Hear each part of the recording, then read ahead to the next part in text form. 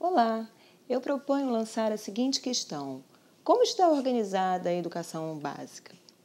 Para responder, é interessante partir do entendimento sobre a LDB, Lei de Diretrizes e Bases da Educação Nacional, que estabelece grandes diretrizes, determina valores e finalidades e apresenta grandes orientações.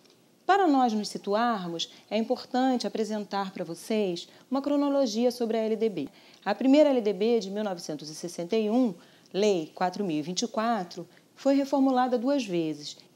Em 1971, número 5.692, e em 1982, número 7.044. A atual LDB é a 9.394 de 1996. Mudanças relevantes foram apresentadas por essa atual LDB.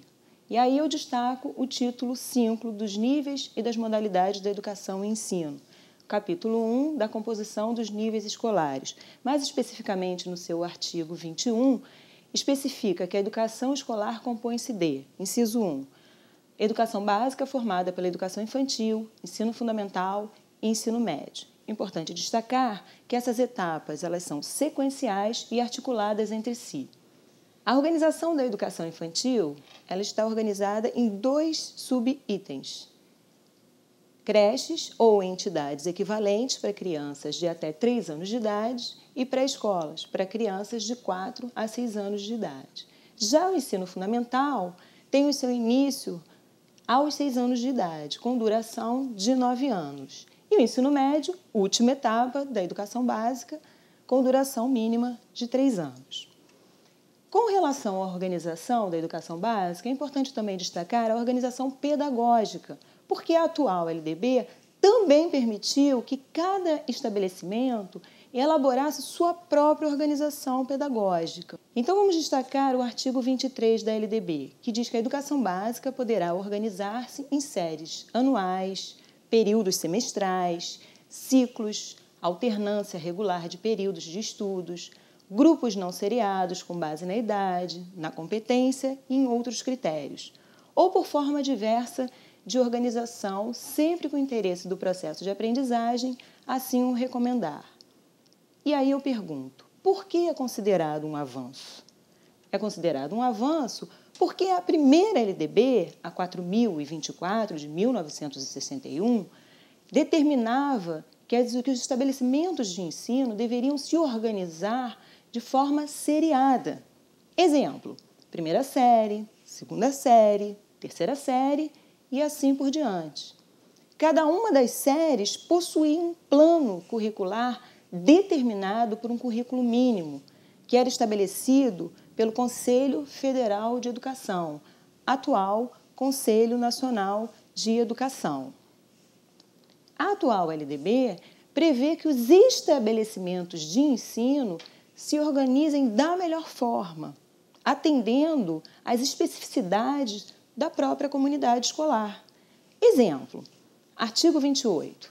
Na oferta de educação básica para a educação rural, os sistemas de ensino promoverão as adaptações necessárias à sua adequação às peculiaridades da vida rural e de cada região, especialmente, inciso 1, conteúdos curriculares e metodologias apropriadas às reais necessidades e interesses dos alunos da zona rural. Inciso 2, organização escolar própria, incluindo a adequação do calendário escolar às fases do ciclo agrícola e às condições climáticas.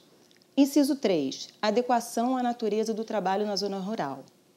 Além disso, ao invés de termos um currículo mínimo, padrão para todas as escolas, a lei concedeu ao Conselho Nacional de Educação a responsabilidade de estabelecer as diretrizes curriculares nacionais.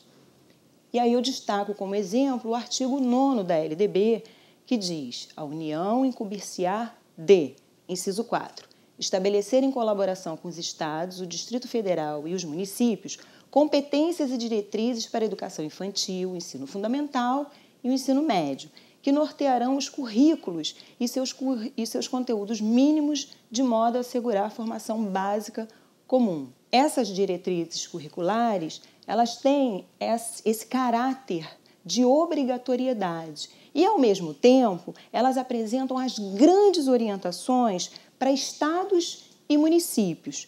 A partir daí, cada estabelecimento de ensino terá a incumbência de, através de um projeto coletivo, preparar um plano curricular para a sua própria comunidade, atendendo às peculiaridades comuns. Eu sou Sandra Sierra, professora da disciplina Estrutura e Funcionamento do Ensino. Aguarde mais videodicas.